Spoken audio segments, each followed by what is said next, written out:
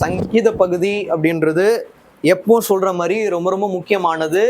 தேவ செய்திக்குள்ள நீங்க போகணும் அப்படின்னா சங்கீத பகுதியை நீங்க புரிஞ்சு கொண்டாதான் நீங்க தேவனுடைய வார்த்தைக்கு நீங்க தயாரா இருக்கீங்க அப்படின்னு அர்த்தம். நம்ம சங்கீத பகுதி முடிச்சுட்டு நேரடியா தேவனோட வார்த்தைக்குள்ள போகலாம். இதுல 105 1 2 வாசிங்க. 1 2. ஆ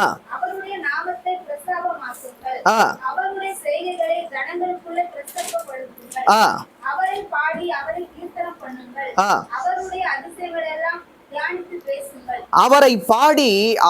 கீர்த்தனம் பண்ணுங்கள், அவருடைய அதிசயங்களை எல்லாம் தியானித்து பேசுங்கள். அவர் நம்முடைய வாழ்க்கையில செஞ்ச அற்புத அடையாளங்கள் அதிசயங்கள் எல்லாம் நம்ம தியானிக்காம பேசவே முடியாது. ஒரு வருஷத்துல அவர் நம்மளோட வாழ்க்கையில எவ்வளவு அற்புதமான காரியங்களை செய்தார் அப்படின்னா உங்களால கணக்கிட்டே பார்க்க முடியாது. தியானித்து வந்து பேசணும். எப்படின்னா யாராச்சும் தேவன் உங்களோட வாழ்க்கையில என்ன செஞ்சார் அப்படின்னு யாராச்சும் கேட்டாங்கன்னா தியானித்து பேசுங்க. தேவன் இதெல்லாம் செஞ்சாரு, அதெல்லாம் அவர் செஞ்சதுனால அவர் என்ன பண்ணல, நானு பாடல, அவரை மேன்மை பாராட்டல, அவர் என்னோடு இருந்தார் பார்த்தீங்களா, அதுக்காக தான் மேன்மை பாராட்டுறேன். அந்த நம்பிக்கை இருக்கணும். அப்ப அந்த தியானிப்பு அப்படின்றது ரொம்ப முக்கியமானது. இப்ப தியானிக்கிறது அப்படின்னா எப்ப நம்ம தியானிப்போம், தேவன் நமக்கு செய்த ஈவுகளை நம்ம நினைத்து பார்க்கும் போது தான் நம்ம என்ன பண்ணுவோம், தியானிப்போம். எவ்வளவு மேன்மையா செஞ்சீங்க, நடக்கவே முடியாதுன்னு சொல்லிட்டு அநேகர் சொன்னாங்க, ஆனா இன்னைக்கு நாங்க சந்தோஷமா இருக்கோம்னா நீங்க எங்களோட வாழ்க்கையில் செஞ்ச ஈவு தான். அப்ப நீங்க அதை தியானிக்கிறீங்கல்ல, தேவன் செய்த அற்புத அடையாளங்களை நீங்க தியானிக்கிறதுனாலதான் இன்னைக்கு சாட்சியா இருக்கீங்க. நீங்க மட்டும் இல்ல, நம்ம எல்லாருமே அவர் செய்த அற்புத அடையாளங்களை நம்ம தியானித்து பார்த்தால்தான் ஒண்ணு விளங்கும். தியானிக்கலன்னா விளங்காது. எப்படி கொண்டு வந்தாரு, தாயின் கர்ப்பத்துல இருந்து அவர் ஆரம்பித்து உங்களை ஸ்கூல் படிக்கும் போது அழகா நடத்திட்டு வந்தாரு. உங்களோட ஆரம்பம் எப்படியோ இருந்திருக்கலாம், ஆனா இப்ப எப்படி இருக்கு, ஜீவனுள்ள தேவன் என்ன பண்ணீங்க, நீங்க நம்பி இங்க வந்தாச்சு. ஒரு நாள் உங்களை என்ன பண்ண மாட்டாரு, கைவிடவே மாட்டார். ஆனா தியானிக்கணும்.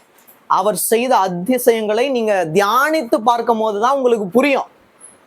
ஒருவேளை நான் தேவனை ஏற்றுக்கொள்ளணும்னா என்னோட வாழ்க்கை எப்படியோ போயிருக்குமே, ஜீவனற்ற வாழ்க்கையா இருக்குமே. இப்ப ஜீவனோடு இருக்கிறீங்கன்னா நீங்க எவ்வளவு நீங்க வந்து தியானிக்கணும். 3 வாசிங்க. யார மேன்மை பாராட்டணும், அவரை மேன்மை பாராட்டணும். அவருடைய பரிசுத்த நாமத்தை குறித்து மேன்மை பாராட்டணும். எப்படி, தேவனே நீர் பெரியவர், தேவனே நீர் வல்லவர், உம் வாக்கை நம்பி வந்து நிற்கிறோம், வல்ல ஆவி மாறி ஊற்றுவீர். யார, அவரோட வாக்கை நம்பி நீங்க என்ன பண்றீங்க, வந்திருக்கீங்க. அதனால தேவன் ஒரு நாளும் உங்களை கைவிடவே மாட்டார். அவரோட நாமத்தை அறிஞ்சுக்கணும். அவருடைய நாமத்தை நீங்க அறிஞ்சு அப்படியே இருந்துடக்கூடாது, அதை குறித்து மேன்மை பாராட்டணும். எல்லா நாமத்திலும் மேலான நாமம் என்னுடைய இயேசு கிறிஸ்துவின் நாமம் அப்படின்னு சொல்லும் போதுதான் அவருடைய பரிசுத்த நாமம் மேன்மையாக விளங்கும். அப்படியே வாசிங்க. எப்படி இருக்கு, நாங்க சந்தோஷமா இருக்கோம்னு சொல்றவங்க மாத்திரம் கைகளை வருத்துங்க. அவரை தேடுகிறவர்களுடைய இருதயம் கண்டிப்பாக மகிழும். துக்கம் கொண்டாடக்கூடாது. துக்கம் கொண்டாடணும்னா நம்மள மிஞ்சவே முடியாது. ஒரு 4-5 பேரை கூப்பிட்டுட்டா ஒருத்தங்க அழுதா போதும், எல்லாரும் அழுதுருவோம். அப்படி இருக்கக்கூடாது. சந்தோஷத்துல ஒன்றுபட்டு இருக்கணும். எப்படி இருக்கணும், உங்களுடைய முகம் சிரித்த முகமா இருக்கணும். என்ன ஆனாலும், வியாதி வந்தாலும் உங்களுக்கு எப்படி இருக்கணும் தான், சந்தோஷமா தான் இருக்கணும். ஏன்னா அந்த வியாதியிலிருந்து விடுதலை ஆக்கக்கூடிய வல்லமை தேவன்கிட்ட இருக்கு. அதனால உங்களை அழுகையின் பள்ளத்தாக்கள் எல்லாம் தேவன் என்ன பண்ண மாட்டாரு, நடத்த மாட்டாரு, ஆனந்த கழிப்பை தான் கொடுப்பாரு. அப்படியே 4 வாசிங்க.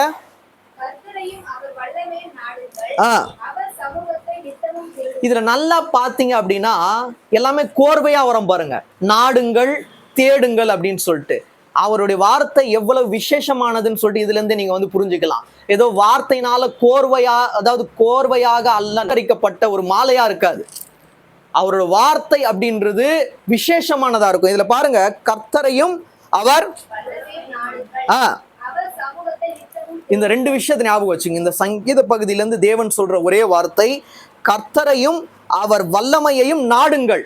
யாரை நாடணும், அவரையும் அவருடைய வல்லமையும் நீங்க என்ன பண்ணணும், நாடணும். வேற யாரையும் நீங்க என்ன பண்ணக்கூடாது, நாடி போகவே கூடாது. அதுக்கப்புறம் வாசிங்க. அவர் சமூகத்தை தேவையான நேரம் மட்டும் தேடுங்கள்னு இருக்கா, நித்தமும் தேடணும். உங்களுக்கு நன்மை கிடைச்சாலும் கிடைக்காவிட்டாலும் அவர் என்ன பண்ணணும், நீங்க தேடிக்கொண்டே இருக்கும் போது தேவன் இன்று கொடுக்கிற வார்த்தை மட்டும் இல்ல, தினமும் அதாவது ஆண்டவராகிய இயேசு கிறிஸ்து உங்களுக்கு ஒரு வார்த்தையை கொடுத்து உங்களுக்கு தேற்றிக்கொண்டே இருப்பார். அவருடைய வார்த்தையில எப்பவுமே ஜீவன் இருக்கும். அவரோட வார்த்தை வந்து செத்து போன வார்த்தையா இருக்காது, ஜீவன் உள்ள வார்த்தையா இருக்கும். அடுத்த வசனம் மட்டும் வாசிங்க, நம்ம நேரடியாக தேவனுடைய வார்த்தைக்குள்ள போகலாம்.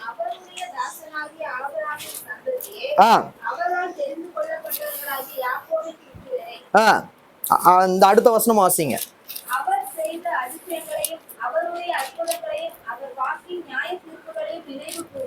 இதுதான் ரொம்ப ரொம்ப முக்கியமானது. அவர் செய்த அதிசயங்களையும் அவருடைய அற்புதங்களையும்,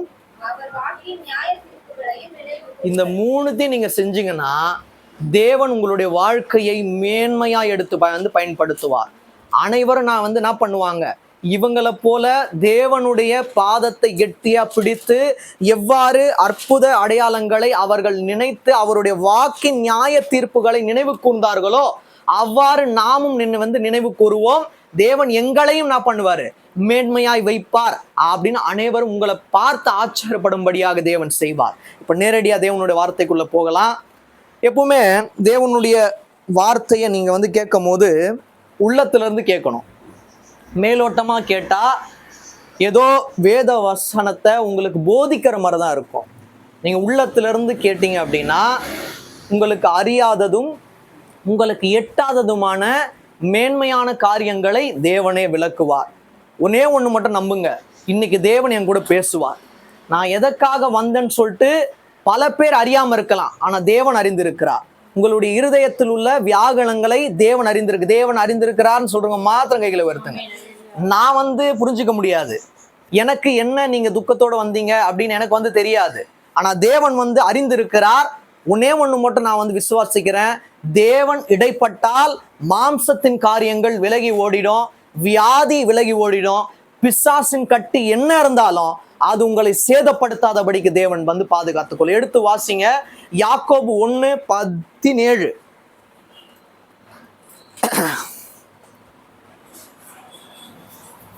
யாக்கோபு 1:17.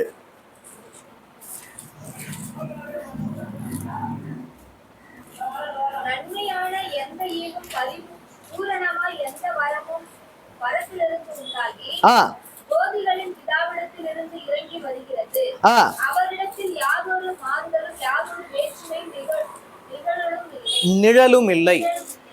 தேவன் உங்களுக்கு இன்று தரக்கூடிய ஆவிக்குரிய மன்னா என்ன அப்படின்னா நன்மையான ஈவு, பூரணமான வரம்.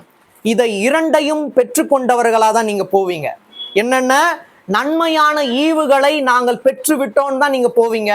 இரண்டாவது பூரணமான வரத்தை தேவன் என்ன பண்ணார், அவர் வார்த்தையின் மூலமா எங்களுக்கு தந்தார் அப்படின்னு தான் சொல்லுவீங்க. இன்று தேவன் உங்களுக்கு தரக்கூடிய வார்த்தை நன்மையான ஈவு, பூரணமான வரம். இத பாருங்க, நன்மையான எந்த ஈவும் பூரணமான எந்த வரமும் பரத்திலிருந்து உண்டாகி ஜோதிகளின் பிதாவின் இடத்திலிருந்து இறங்கி வருகிற. எங்கிருந்து வருதா? உங்களுக்கு இந்த உலகத்துல இருக்கிற நன்மையும் ஈவும் கிடைக்காது, இந்த உலகத்துல இருக்கிற பரிபூரணமான வரம் கிடைக்காது. பரலோகத்தில் இருக்கிற தேவன் அதை உண்டு பண்ணி வைத்திருக்கிறார். அவர் உங்களுக்கு கொடுத்துட்டார் அப்படின்னா இந்த இடத்துல உங்களுக்கு கிடைக்காதது கூட தேவனால் உண்டாயிருக்கும். நீங்க சாட்சியா இருப்பீங்க. எப்படி கிடைச்சதுன்னு உங்களுக்கு தெரியலையே, நீங்க பேசும்போது நாங்க தேவனை பார்க்கிறோம், தேவனுடைய அபிஷேகம் உங்க மேல இருக்கு அப்படின்னு அனைவரும் கண்டு ஆச்சரியப்படும்படியாக உங்களுடைய வாழ்க்கையை மாற்றுவார். அதனால 2 விஷயத்தை நீங்க கேட்கணும். இன்னைக்கு போயிட்டு வீட்டுல போயிட்டு இதை நீங்க மறுபடியும் தியானிக்கும் போது கூட மறுபடியும் எனக்கு என்ன பண்ணுங்க, நீங்க கேளுங்க, நன்மையான ஈவுகள் எனக்கு தாங்கப்பா, பூரணமான வரத்தை எனக்கு தாங்க. என்ன பூரணமான வரம்னா, சாதாரண வரம்னா கொஞ்சம் காலகட்டத்துக்கு வரைக்கும் தான் இருக்கும். பூரணமான வரம் அப்படின்னா ஆண்டவராகிய இயேசு கிறிஸ்து உங்களுடைய இருதயத்தில் வரும்போது அவர்தான் பூரணமான வரம், அவர்தான் நன்மையான ஈவு. நன்மையான ஈவை உடைய ஆண்டவராகிய இயேசு கிறிஸ்து உங்களுடைய இருதயத்தில் பூரணமான வரமாய் வந்தால் உங்களுடைய வாழ்க்கையில நீ தீமை இருக்காது, நன்மை இருக்கும். விசுவாசிங்க மாத்திரம் கைகளை வைக்க. பூரணமான வரத்தை தேவன் உங்களுக்கு தர வல்லவராக இருக்கிற. என்ன கேட்கணும், என்னால பாட முடியல, உலகத்துல இருக்கிற ஆட்களை போல என்னால கோர்வையா ராகத்துடன் பாட முடியல, பாட கற்றுத்தாங்க, பணம் கற்று தருவார்.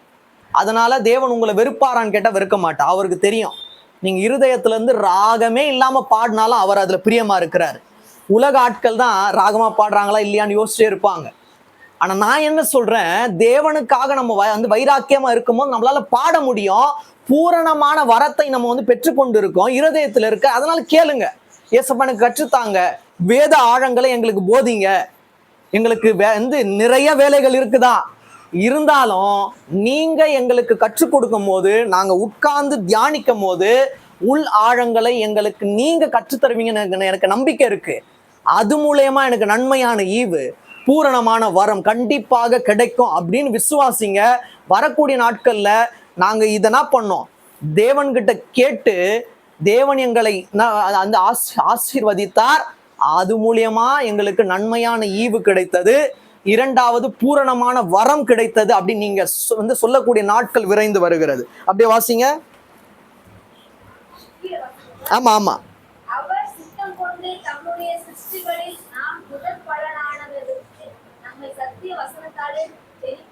அடுத்த வருஷம் வந்து வசனம்.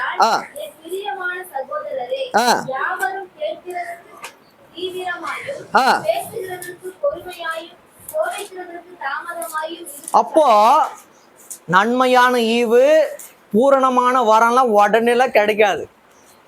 தேவன் ஒரு விஷயத்த சொல்றாரு அப்படின்னா இதெல்லாம் நீங்க கடைபிடிச்சாதான் அது உங்களுக்கு கிடைக்கும். இதெல்லாம் என்ன பண்ணணும், நீங்க கடைபிடிக்கணும்னு தேவன் என்ன பண்ணுவார் சொல்லுவாரு. இதெல்லாம் நீங்கள் கடைபிடித்தால் தான் நன்மையான ஈவு பூரணமான வரம் கண்டிப்பாக உங்களுக்கு கிடைக்கும். ஆனா என்ன பண்ணணும், இந்த 19 இருக்கு பாருங்க, கேட்கிறதற்கு தீவிரமாயும் பேசுகிறதற்கு பொறுமையாயும் கோபிக்கிறதற்கு தாமதமாயும் இருக்கு. நம்ம எப்படின்னா பேசுறதுக்கு ரொம்ப தீவிரமா இருப்போம், கேட்கறதுக்கு நம்மளுடைய செவிய அடிச்சிடும். நான் சொல்றத ஃபர்ஸ்ட் கேளுங்க, நீங்க சொல்றதெல்லாம் நான் கேட்க மாட்டேன் அப்படி நம்ம சொல்லுவோம். அப்ப கேட்கிறதற்கு தீவிரமா இருக்கணும், என்ன பேசுறாங்கன்னு பாருங்க, அதன் பிறகு உங்களுடைய வார்த்தைகள் இருக்கணும். அப்ப நல்லா புரிஞ்சுக்கோங்க, உங்களுக்கு நன்மையான ஈவுக்கு தீவிரமா இருங்க. ஃபர்ஸ்ட் எழுதிக்கங்க, கேட்கிறதற்கு தீவிரமா இருக்க வேண்டும். இரண்டாவது பேசுகிறதற்கு பொறுமையா இருக்க வேணும். நம்ம பேசினாலே கோபம் தான் வரும், நம்ம வார்த்தை எப்படிதான் இருக்கும், ரொம்ப ஆஷா தான் இருக்கும். அப்போ பேசுகிறதற்கு பொறுமையா இருக்கணும். ஃபர்ஸ்ட் விஷயம் கேட்கிறதற்கு நம்ம தீவிரமா இருக்கணும். இரண்டாவது பேசுகிறதற்கு பொறுமையா இருக்கணும். மூணாவது கோபிக்கிறதற்கு தாமதமா இருக்கணும். எப்ப கோபம் வரும் அப்படின்னா அவங்க என்ன பேசுறாங்க அப்படின்னு நீங்க சரியா கேட்கலன்னு வைங்களேன், நீங்க தப்பா புரிஞ்சுப்பீங்க. தப்பா புரிஞ்சு கோபத்தினால என்ன பண்ணுவீங்க, வார்த்தையை விட்டுருவீங்க. அப்ப பேசுகிறதற்கு ரொம்ப பொறுமையா இருக்கணும்.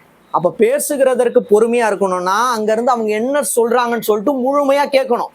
முழுமையா கேட்டு விட்டுதான் என்ன பண்ணணும், நீங்க பேசவே ஆரம்பிக்கணும். அவ்வாறு பேசும்போது கோபம் என்ன பண்ணாது, உங்களை ஆட்கொள்ளாது. கோபம் எப்படி வரணுமா, தாமதமா ஏன் சொல்றாரு தாமதமா வரணும்னா, அப்ப தாமதமா கோபப்படலாம் அப்படின்றாரானா அப்படி அர்த்தம் இல்லை. அவங்க பேசுறத நீங்க பொறுமையா என்ன பண்ணீங்க கேட்டு, நீங்க பொறுமையா பேசும்போது உங்களுக்கு என்ன வராது, கோபம் வராது அப்படின்றதுதான் மறைமுகமான அர்த்தம். அடுத்த வசனம் வாசிங்க. அப்போ இத நீங்க நல்லா புரிஞ்சுக்கணும். மனுஷருடைய கோபனுடைய நீதி உங்களுடைய வாழ்க்கையில் நடக்க வேண்டுமானால் நீங்க கோபப்படக்கூடாது. இனிமேட்டு கோபம் வருதுனாலே புரிஞ்சுக்கோங்க, தேவனுடைய நீதி எங்களுடைய வாழ்க்கையில நடக்கல. அப்போ என்ன இருக்கக்கூடாது, உங்களுக்கு கோபம் இருக்கக்கூடாது. 3 விஷயம் நல்லா புரிஞ்சுக்கோங்க. இனிமேல் யாரு பேசினாலும் கேட்கிறதற்கு தீவிரமா இருங்க, பேசுகிறதற்கு பொறுமையா இருங்க, கோபப்படுறதுல தாமதமா இருங்க. அப்படின்னா கோபமே வரக்கூடாதுன்னு அர்த்தம். கோபம் வந்தாலும் ஏசப்பா கிட்ட, பா எனக்கு கோபம் வர மாதிரி இருக்குப்பா, உங்களுடைய சன்னிதானத்துல வரேன், என்னுடைய கோபத்தை ஆற்றுங்கப்பா, இனிமேட்டு எனக்கு கோபம் வரக்கூடாது, சாந்த குணமுள்ளவனா இருக்கணும். நீங்க எப்படி இருந்தீங்களோ நானும் அப்படிதான் இருக்கணும். ஏன்னா மனுஷனுடைய கோபம் தேவனுடைய நீதியை நடப்பிக்க மாட்டாது. பரவாயில்ல, தேவன் எங்களோட வாழ்க்கையில நீதியை செய்யலைன்னா கூட பரவாயில்ல, கோபத்தெல்லாம் எங்களால் விட முடியாது. கண்டிப்பா சின்ன சின்ன விஷயத்துக்கு கோபப்படுவோம். அது எப்படி, கோபத்தை விட்டா எங்களோட வாழ்க்கையே முடிஞ்சு போன மாதிரி தானே. அப்போ என்ன பண்ணக்கூடாது, கோபத்துக்கு இடம் கொடுக்கக்கூடாது. வாழ்க்கையில ஒரு பாகம் தான் கோபம். நம்ம எப்படி எடுத்துக்கிறோம், வாழ்க்கையே கோபத்தை தான் இயங்குது. யாராச்சும் அன்பா அன்பா அன்பா அன்பா பேசினா கூட நீங்க பொய்யா அன்பா இருக்கீங்களா, உண்மையான அன்பா இருக்கீங்க, அதுல ஒரு கோபத்தை கண்டுபிடிப்போம். அப்போ கோபம் நம்மளோட வாழ்க்கையை ஆட்கொள்ளவே கூடாது. இன்று முதல் என்ன பண்ணுங்க, கோபத்தை விட்டுட்டு சாந்தமா இருங்க. சாந்த குணம் உள்ளவர்கள்கிட்ட தான் தேவன் இருப்பார். 3 காரியங்கள் முக்கியமாக சொன்ன: கேட்கிறதற்கு தீவிரமாயும், பேசுகிறதற்கு பொறுமையாயும், கோபிக்கிறதற்கு தாமதமாயும் இருங்கள். 21 வாசிங்க.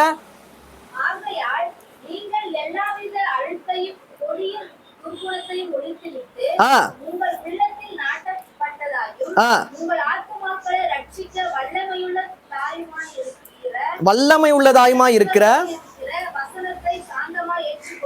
அப்போ ஃபர்ஸ்ட் விஷயம் நம்ம பார்த்தோம். நீங்க 3 என்ன பண்ணக்கூடாது, தனித்தனியா எழுதி கூடாது. நம்ம ஃபர்ஸ்ட் விஷயம் அங்க பார்த்தோம், அதாவது கேட்கிறதற்கு தீவிரமாயும், பேசுகிறதற்கு பொறுமையாயும், கோபிக்கிறதற்கு தாமதமாயும். அது ஃபர்ஸ்ட் விஷயம், அதை நீங்க கடைபிடிக்கணும். 2வது இங்க நம்ம பார்க்க போறோம், நீங்கள் துர்குணத்தையும் ஒழித்து விடுங்கள். அப்படி இருந்தாதான் நன்மையான ஈவு, 2வது பூரணமான வரம். எனக்கு 2மே வேணாம், நாங்க அழுக்கா இருப்போம், அந்த ஒரு துர்குணத்துல தான் இருப்போம் அப்படின்னு சொன்னா நீங்க மாத்தி எழுதிக்கலாம்.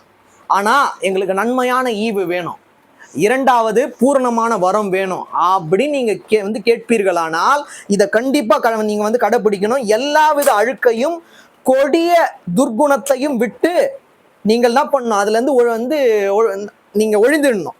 உங்கள் உள்ளத்தில் வாசிங்க.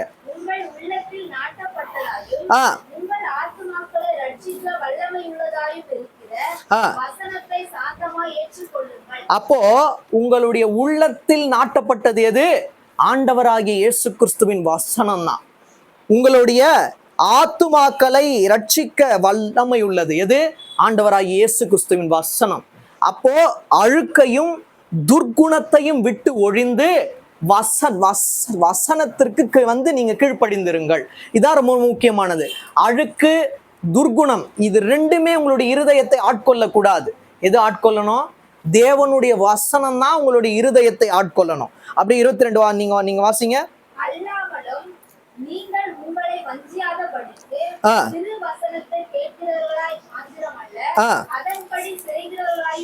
இப்போ உங்களுக்கு ஒரு கேள்வி வரும், அது எப்படி தேவனுடைய வசனத்தை எந்த ஊழியர் சொன்னாலும் நாங்க கேட்டுட்டு தான் இருக்கோம், நாங்க கேட்காம இல்லையா அப்படின்னு சொல்லலாம். நீங்க கேட்கறது மட்டும் இல்ல, அதன்படி செய்கிறவர்களாயும் இருங்கள். வசனத்தை கேட்டு இந்த கேட்டை திறந்து அப்படி நீங்க வெளியே போகும்போது விட்டுடக்கூடாது. ஐயா வீட்டில் பேசுறது ஐயா வீட்டில் தான் இருக்கணும். எங்க வீட்டுக்கு நாங்க எடுத்துட்டு போனோம், சும்மா கடமைக்காக ஐயாவும் தம்பியும் பார்க்கணுன்றதுக்காக எழுதிப்போம் என்னென்ன வார்த்தைன்னு சொல்லிட்டு. வெளியே போகும்போது அப்படியே விட்டுருவோம். அந்த டைரி எடுத்து என்ன பண்ணிடுவோம், வீட்டில் பூட்டி வச்சிடுவோம். அப்படின்றதல்ல, என்ன பண்ணணும், வசனத்தை நீங்கள் கேட்கிறவர்களாக மட்டுமல்லாமல் அதன்படி செய்கிறவர்களாயும் இருங்கள். நாங்கள் கேட்போம், அந்த வார்த்தையின்படி செய்வோம் சொல்றவங்க மாத்திரம் கையில விடுங்க. நீங்க கேட்கணும். கேட்டாதான் ஏதாச்சும் ஒரு வார்த்தை என்ன ஆகும், உங்களுடைய இருதயத்தை சென்றடையும். நான் விசுவாசிக்கிறேன், முழுமையான வார்த்தையும் உங்களுடைய இருதயத்தில் சென்றடைஞ்சாதான் நீங்க முழு திருப்தியோட போவீங்க. கொஞ்சம் திருப்தி போதுமா, முழு திருப்தி வேணுமா? வெறும் பிரியாணி போதுமா, இல்ல சிக்கன் பீஸோட வேணுமா? சிக்கன் பீஸோட இருந்தா ஒரு பூரணம் இருக்கும், கூடவே சிக்கன் 65 இருந்தா இன்னும் திருப்தி இருக்கும். அது போலதான் தேவனோட வார்த்தை. நீங்க கொஞ்சம் கேட்டா கொஞ்சம் திருப்தி, பாதி கேட்டா பாதி திருப்தி. நீங்க முழுமையா கேட்டாதான் உங்களுடைய இருதயம் முழுமையா திருப்தி ஆகும். நான் விசுவாசிக்கிறேன், முழுமையா திருப்தி அடைந்தவர்களா தான் நீங்க என்ன பண்ணுவீங்க, வீட்டுக்கு போவீங்க. விசுவாசிக்கிற மாத்திரம் கையில வருது. மறுபடியும் வாசிங்க.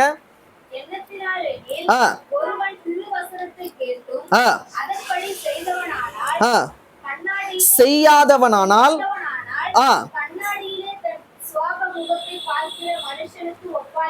இதை பல பேர் தப்பா புரிஞ்சுப்பாங்க.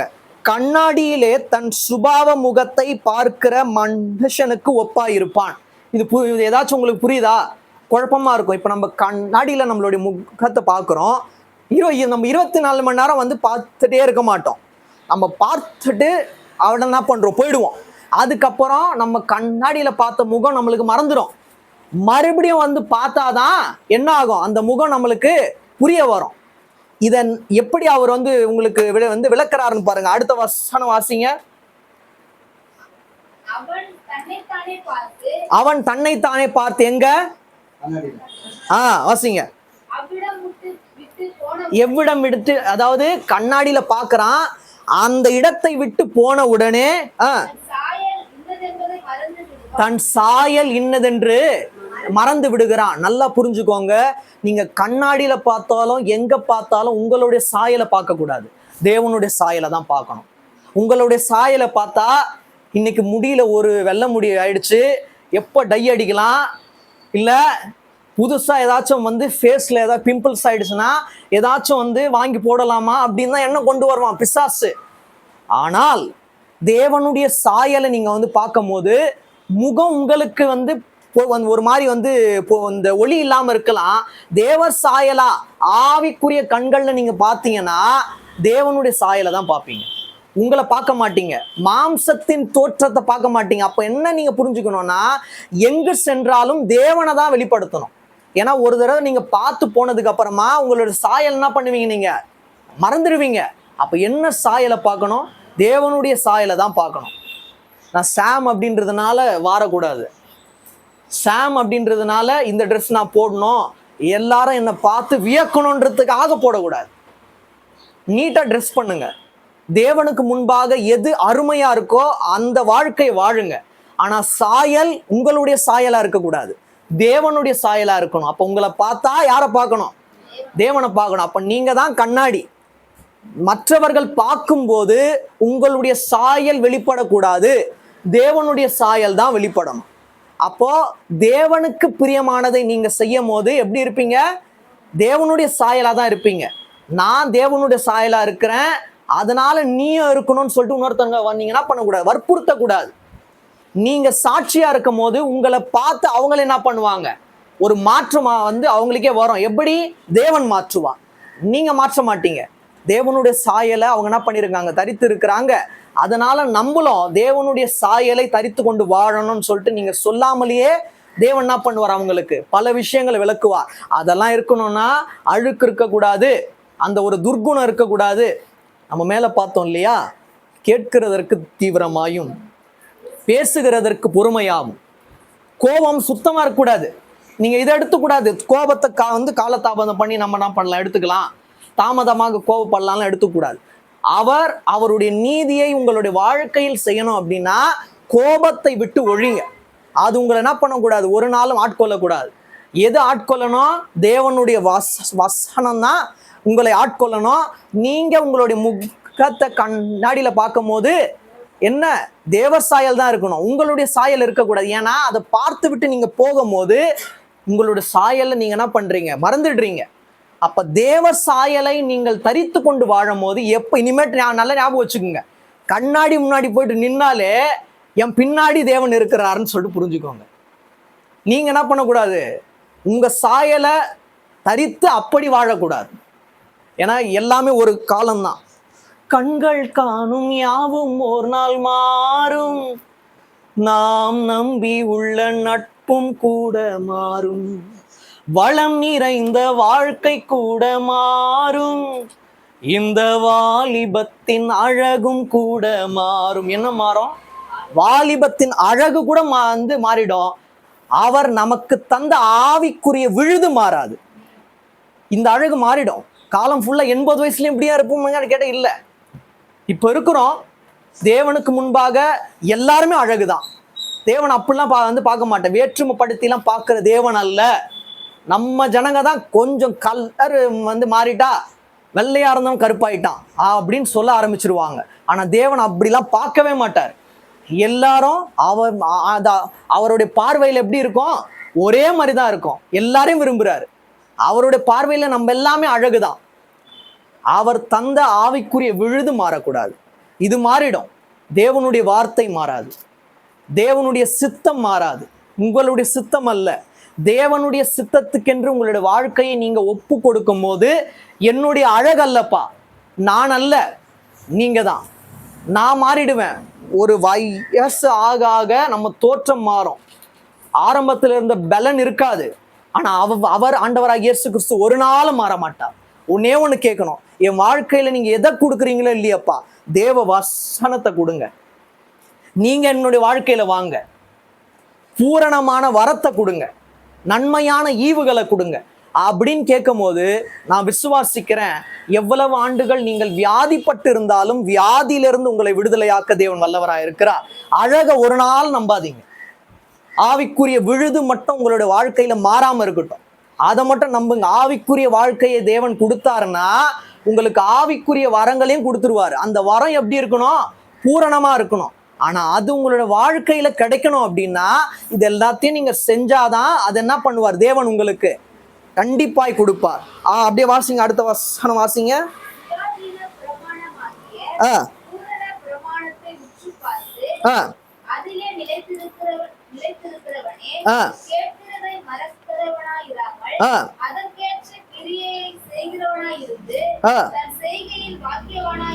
இது ரொம்ப ரொம்ப ரொம்ப முக்கியமானது.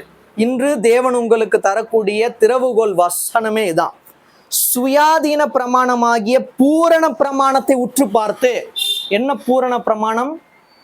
நீ ஒருவரை அன்பாய் நேசிப்பது போல, உன்னை நீ அன்பாய் நேசிப்பது போல உனக்கு இருக்கிற உன்னுடைய சகோதரனையும் அன்பாய் நேசி. உன்னை நீ நேசிப்பது போல வேற ஒருத்தனை நேசிக்கல அப்படின்னா அந்த பிரமாணத்துக்கு நீ உட்படலை அப்படின்னு அர்த்தம். அந்த அன்பு தான் தாங்கி கொண்டு வருகிறது. அந்த அன்பை பாராட்டினவர் ஆண்டவராக இயேசு கிறிஸ்து. அதை தான் என்ன பண்ணார்? அவரு நமக்கு கற்றுக்கொண்டு போனார். அப்போ நீங்க உங்க மேல அன்பா இருக்கிறது போல எல்லாரு மேலேயும் அன்பா இருங்க. இதுதான் பூரண பிரமாணத்தை உற்று பார்த்து. அப்பனா உற்று பார்க்கணும், தேவனை உற்று பார்க்கணும். அவர் தான் பூரண பிரமாணம். அந்த பிரமாணத்தை நீங்க உற்று பார்த்தாதான் பூரண வரத்தை கொடுப்பார், நன்மையான ஈவுகளை கொடுப்பார். இது ரொம்ப ரொம்ப முக்கியமானது, எழுதிக்கங்க.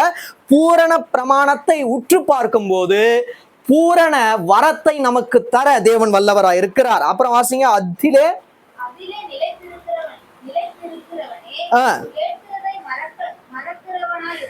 அப்போ கேட்கிறதை மறக்க கூடாது. ஆரம்பத்துல நம்ம பார்த்தோம் பாத்தீங்களா, வார்த்தை கேட்டுட்டு அப்படியே என்ன பண்ணக்கூடாது? விடக்கூடாது. அந்த வார்த்தையின்படி செய்கிறவர்களா இருக்கணும். இங்க நல்லா பாருங்க, நிலைத்திருக்கிறவனே. அப்போ அந்த பிரமாணத்தை என்ன பண்ணிட்டீங்க? நீங்க உற்று பார்க்குறீங்க. உற்று பார்த்துட்டு அப்படியே நீங்க என்ன பண்ணக்கூடாது? விட்டு விடக்கூடாது. அதுல நிலைத்திருக்கணும். அவ்வாறு நிலைத்திருக்கிறவன் கேட்கிறதை மறவாமல் இருப்பானாக. எப்படி இருக்கணும்? நீங்க என்ன கேட்குறீங்களோ, தேவனுடைய வார்த்தையை கேட்குறீங்களோ, அதை நீங்க ஒரு நாள் கூட மறக்க கூடாது. எப்ப கேட்டாலும் இந்த வார்த்தை என்ன பண்ணக்கூடாது? டைரியில மட்டும் எழுதப்பட்டு இருக்கக்கூடாது, இருதயத்தில் எழுதப்பட்டு இருக்கணும். இன்னைக்கு எனக்கு நல்ல ஞாபகம் இருக்குது. ஃபர்ஸ்ட் 2024 நவம்பர் மாதம் ஃபர்ஸ்ட் செய்தி அன்பான ஸ்டான்லி வீட்டில் தான் தேவன் கொடுக்க வைத்தார். 5 விதமான கிரீடங்கள் எடுத்தேன். இது 179வது மீட்டிங். என்னென்ன எப்பப்ப தேவன் கொடுத்தார், என்ன வார்த்தை கொடுத்தாருன்னு எல்லாமே எழுதி வச்சிருக்கேன். ஒன்று கூட மிஸ் பண்ணல. என்ன வார்த்தை கொடுத்தாரு, எந்த இடத்துல கொடுத்தாரு. ஏன்னா நாளைக்கு பின்ன யாராச்சும் ஆரம்பத்துல இருந்து முடிவு வரை தேவன் என்ன வார்த்தை கொடுத்தாரு உங்களுக்கு ஞாபகம் இருக்கான்னு கேட்டா நான் வெறுமையா இருக்கக்கூடாது. தேவனுக்கு முன்பாக நான் சாட்சி பெற்றவனா இருக்கணும். எல்லாரும் கேள்வி கேட்பாங்க. அவங்க முன்னாடி நான் என்ன பண்ணக்கூடாது? சோர்ந்து போயிட்டு இருக்கக்கூடாது. தேவன் இதெல்லாம் என்னை எடுக்க வைத்தார், தேவன் இடைப்பட்டார் அப்படின்னு சொல்ற அளவுக்கு திராணி எனக்கு எப்ப இருக்கும்னா, அவருடைய வார்த்தையை கேட்டு நான் போதித்து அவ்வாறு விட்டுவிடக்கூடாது. அந்த வார்த்தையின்படி செய்கிறவனா இருக்கணும். ஒரு நாளும் அதை மறக்கவே கூடாது. அப்ப அவர் நமக்கு தந்த வார்த்தையை கேட்டுட்டு நம்ம என்ன பண்ணக்கூடாது? மறக்கவே கூடாது. அப்படியே வாசிங்க.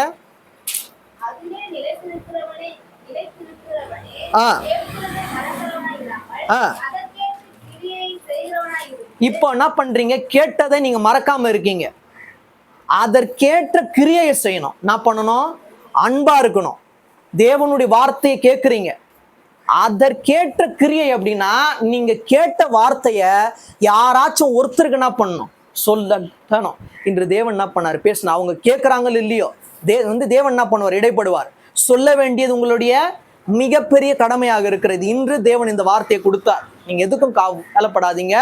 தேவன் உங்களுக்கு நன்மையான ஈவை கொடுப்பாரு, பூரணமான வரத்தை கொடுப்பாரு அப்படின்னு அவங்க கிட்ட சொல்லும் போது எப்படி கிரியை நடக்கும்னா, நான் சோர்ந்து போயிருந்தேன், என்னோட வாழ்க்கை தீமையிலேயே போயிடும் நினைச்சேன், அந்த நன்மையான ஈவன் நீங்க சொன்னீங்க பார்த்தீங்களா, எனக்கு ஒரு திருப்தியா இருந்ததுன்னு வாங்க. அப்படிதான் தேவன் என்ன பண்ணுவார்? கிரியை செய்வார். நீங்களும் என்ன பண்ணணும்? கேட்டுட்டு மறக்காமல் இருந்து கிரியையை நடப்பிக்கணும். முதல்ல உங்களை என்ன பண்ணணும்? நீங்க சுத்தமான காத்துக்கொள்ளணும். என்கிட்ட அன்பு இல்லையா? இனிமேட்டு அன்பா இருக்கிறேன். என்கிட்ட வந்து கசப்பு அழுக்கு இருக்கா? அதை முற்றிலுமாக நான் என்ன பண்றேன்? கழுவி விட்டு அதன் பிறகுதான் என்ன பண்ணுவேன்? நான் கிரியையை நடப்பிப்பேன். அநேகருக்கு சென்று நான் சொல்லும் போது அவங்க என்னை பார்த்து உனக்கு என்ன தகுதி இருக்கு இந்த தேவனுடைய வார்த்தை என்கிட்ட சொல்றதுக்கு அப்படின்னு கேட்கக்கூடாது. அப்போ முதல்ல நீங்க என்ன பண்ண? உங்களை சுத்தவானாய் நீங்க காத்துக்கொள்வது மிகவும் முக்கியமானது. தேவனுடைய வசனம் அப்படின்றது ஏதோ ஒரு குப்பையிலிருந்து எடுக்கப்பட்டதல்ல, அது விசேஷமானது. யாராலும் புரிந்து கொள்ள முடியாது. புரிந்து கொள்ள முடியாத ஒரு புஸ்தகம் அப்படின்னா நம்மளோட ஆவிக்குரிய புஸ்தகம் தான். அது யார் புரிஞ்சு கொள்வாங்கன்னா, அந்த அழுக்கு கசப்பு இது எல்லாத்தையும் நீக்கிட்டு, தேவனே என்னோட வாழ்க்கை ஆவிக்குரிய வாழ்வில் எனக்கு ஞானத்தை கொடுத்திருக்கிறார், அவருடைய பாதப்படியிலிருந்து நான் அனைத்தையும் கற்றுக்கொள்வேன் அப்படின்ற நம்பிக்கை இருக்கு பார்த்தீங்களா, அவங்க தான் இதை வந்து புரிஞ்சு கொள்வாங்க. அடுத்த வசனம் வாசிங்க, 26. அததான் முடியாது, நாவை தான் அடக்க முடியாது. நாங்களும் எவ்வளவுதான் ட்ரை பண்றோம். பேசாம ஒரு குறிப்பிட்ட நேரத்துக்கு அப்புறமா எங்களால் பேசாம இருக்கவே முடியல அப்படின்னு சொல்வது பரலோகத்தையும் சென்று எட்டி விட்டது. நானும் ஆவிக்குரிய கண்கள்ல பார்க்கிறேன். எதை வேணா அடக்கிடலாம், நாவை அடக்க முடியல. நாவு சிறிய ஒரு அவயமா தான் இருக்கு, ஆனா காட்டி என்ன பண்றோம்?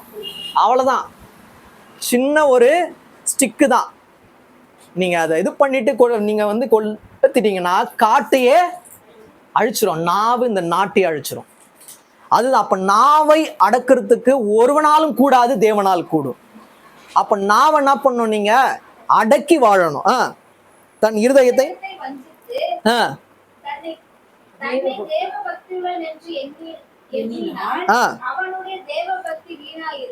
நான் நாவை அடக்க மாட்டேன், ஆனாலும் தேவன் என்னோடு இருப்பார் அப்படின்னு யார் சொல்றானோ அவனுடைய வாழ்க்கை வீணான வாழ்க்கையா மாறிடும். நாவை அடக்காம தேவன் ஆளுகை செய்யவே மாட்டார். நாவை அடக்கணும். நாவை அடக்கினாதான் உங்களுடைய இருதயத்தை வந்து தேவன் வந்து ஆளுகை செய்வார். நீங்க நாவை அடக்காம இருதயத்தை பிசாசு கிட்ட கொடுத்துருவீங்க. அப்ப பிசாசு என்ன பண்றோம்? அவங்களுடைய இருதயத்தை ஆட்கொண்டுருவான். அதனால ஐயா இல்லையா, நான் ஏன் இப்படி பேசணும்னு எனக்கே தெரியல, என்ன அறியாம பேசிட்டேன் அப்படின்னு நீங்க பத்தி அது ஏன் அப்படின்னா பிசாசுக்கு நீங்க இடம் கொடுக்கறதுனாலதான். நான் சில நேரங்களில் சொல்லுவேன், ஒரு இடத்துல உங்களுக்கு பேச வாய்ப்பு இல்லைன்னு வைங்களேன், அந்த இடத்துல நம்ம பேசாம இருக்கிறது நல்லது. ஒரு பேச வேண்டிய சூழ்நிலை வந்தாலும் அந்த இடத்துல பேசணும். நீங்க வந்து பேசுறதுக்கு முன்பதாக ஏசப்பா நீங்க இடைப்படுங்க அப்படின்னு சொல்லும் போது உங்களுடைய நாவை எவ்வாறு செயல்படுத்தணும்னு தேவனுக்கு தெரியும். மாம்சத்துக்கு இடம் கொடுத்து நம்ம பேச ஆரம்பிப்போம் பார்த்தீங்களா, அப்பதான் என்ன ஆயிடும்? பிசாசு ஆட்கொண்டுருவான். அப்ப நாவை ரொம்ப ரொம்ப ரொம்ப முக்கியமாக அடக்கி வாழுங்க. இப்போ ஒரு முக்கியமான காரியம் மட்டும் சொல்லிட்டு முடிக்கிறேன். நான் ஒரே ஒரு காரியம் மட்டும் தான். இந்த அந்த யாக்கோபு 1:13 வாசிங்க. சோதிக்கப்படுகிற எவனும் நான் தேவனால் சோதிக்கப்படுகிறேன் என்று சொல்லாது இருப்பாங்க. தேவன் பொல்லாதனால் சோதிக்கப்படுகிறார் அல்ல, ஒருவனையும் அவர் சோதிக்கிறவரும் அல்ல. அவனவன் தன் சுய இச்சையினால் இழுக்கப்பட்டு சிக்குண்டு சோதிக்கப்படுகிறான். தேவன் என்னை சோதிக்கிறாரு அப்படின்னு சொல்லக்கூடாது. சோதிக்கிறது வேற, அவர் நம்மை பரீட்சை பார்க்கிறது வேற. அவர் நம்மை பரீட்சை பார்ப்பார், ஆனால் அவர் என்ன பண்ண மாட்டார்? நம்மை சோதிக்க மாட்டார். சோதிக்கிறதுக்கு நம்மலாம் யோபு கிடையாது. யோபு உத்தமனும் சன்மார்க்கனுமா இருந்தார். அவர் சோதிக்க மாட்டார். நீங்க நல்லா புரிஞ்சுக்கணும். நம்மளுடைய சுய இச்சையினால சுய ஆசையினால மாம்சத்துக்கு இடம் கொடுக்கறதுனாலதான் நமக்கு சோதனை வருது. தேவன் என்னை சோதிக்கிறார்னு சொல்லிட்டு சொல்லவே முடியாது.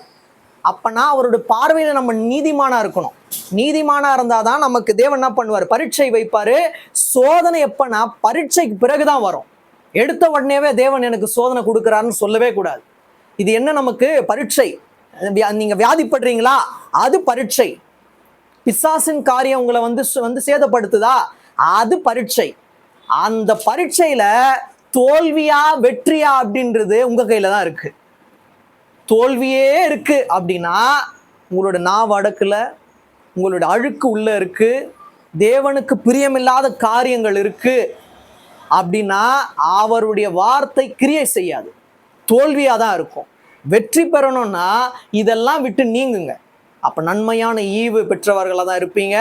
ரெண்டாவது, பூரணமான வரத்தை பெற்றவர்களாக இருப்பீங்க. அப்போ இதெல்லாம் நீங்கள் கை கொண்டாதான் தேவன் என்ன பண்ணுவார், உங்களுடைய வாழ்க்கையில் இந்த ரெண்டையும் கொடுப்பாரு. இந்த 1ல் 2, 3 வாசிங்க.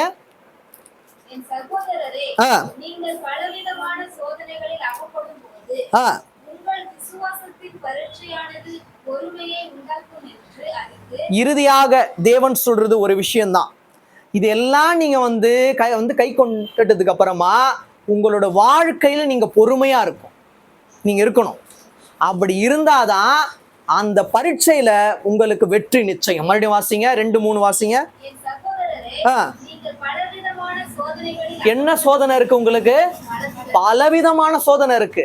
பலவிதமான சோதனைகளை இருந்து எங்களுக்கு தேவன் வெற்றியை கொடுப்பார்னு சொல்றவங்க மாத்திரம் கைகளை உயர்த்துங்க. விசுவாசமா இருக்கணும். அப்ப என்ன பரீட்சை? சோதனை இருக்காங்க. விசுவாசத்தின் பரீட்சையானது என்ன உண்டாக்கும்? வறுமையை உண்டாக்கும் இல்ல, பொறுமையை உண்டாக்கும். அப்ப விசுவாசத்தின் பரீட்சையில நீங்க ஒண்ணு புரிஞ்சுக்கலாம். நான் விசுவாசத்தின் பரீட்சையில தேறினவனா, நான் அந்த ஒரு பரீட்சையில விசுவாசத்தோடு இருந்தேன்னா எனக்கு என்ன வந்துடும்? பொறுமை வந்துடும். பொறுமை வந்தாலே கோபம் உங்களை விட்டு நீங்கிடும். இப்ப ஆரம்பத்துல இதுவும் என்ன ஆயிடுச்சு, இணைக்கப்பட்டாச்சா? இப்ப 3 வாசிங்க.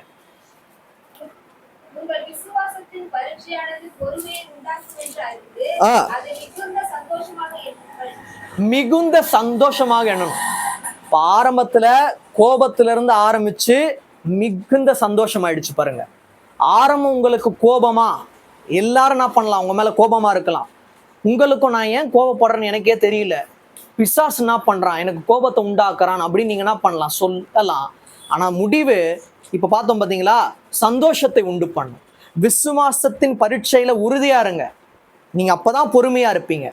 நீங்க பொறுமையா இருக்கும் போதுதான் உங்களுக்கு நீடித்த சந்தோஷத்தை தேவன் தர அவராக இருக்கிறார். இப்ப ஆரம்பத்துல நம்ம படிச்சோம் பாத்தீங்களா, 1:17. அது மட்டும் நீங்க வாசிச்சிருங்க, முடிக்கலாம்.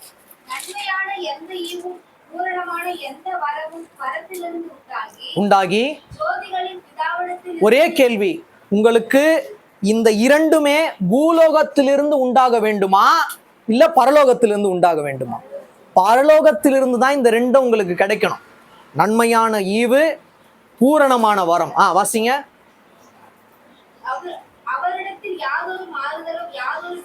எதுவுமே இல்ல, மாறுதல் கிடையாது. நான் இவங்களுக்கு கொடுப்பேன் அவங்களுக்கு கொடுக்க மாட்டேன்லாம் இல்ல. உங்களுக்கு பூரணமான வரம், அவங்களுக்கு நன்மையான ஈவுன்னு சொல்லிட்டு மாற்றிலாம் கொடுக்க மாட்டாரு. எல்லாருக்குமே கொடுப்பாரு. எல்லாருக்குமே நன்மையான ஈவு, எல்லாருக்குமே பூரணமான வரம் தான். ஏன்னா அவர்கிட்ட மாறுதல் இல்லை, வேற்றுமை கிடையாது. வேற்றுமை இல்லாத ஒரே தேவன் ஆண்டவராகிய இயேசு கிறிஸ்து. வாசிங்க, அடுத்ததும் வாசிங்க.